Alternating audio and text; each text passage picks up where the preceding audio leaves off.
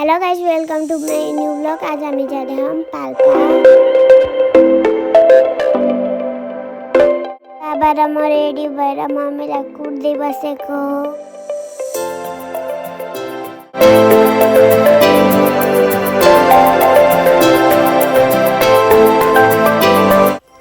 Finally mummy पनि आएर हामी पुग्यौं केराबारी। यहाँ पुगेपछि बटुक नखाने कुरै भएन, त्यसैले हामीले खानालाई बटुक खाएर पछि काम त गर्नै पर्यो नि। त्यही भएर अब म मकै छोडाउँदैछु। बाबा मम्मीसँग गफ गर्दै घाम ताप्दै मकै छोडाउनेको मजै बेग्लै।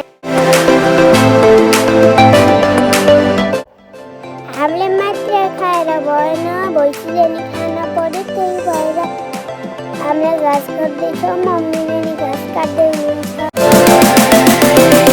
खेल्न पनि त पर्यो, त्यही भएर म मङ्की बनिरहेको छु।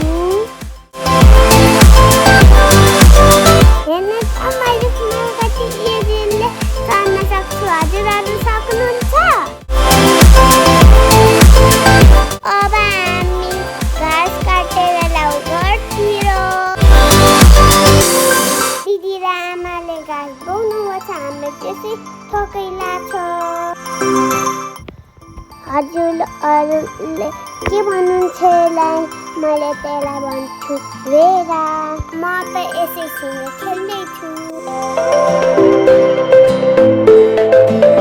अब त यो खेलेर भएन, अब त खेल्न पर्यो फेरि।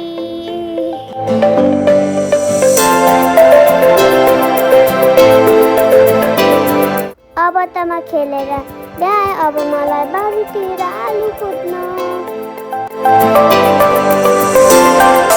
हजुरहरूलाई पहाडको आज मेरो भिडियो मनपर्छ भने लाइक, सब्सक्राइब, सेयर गरिदिनु होला।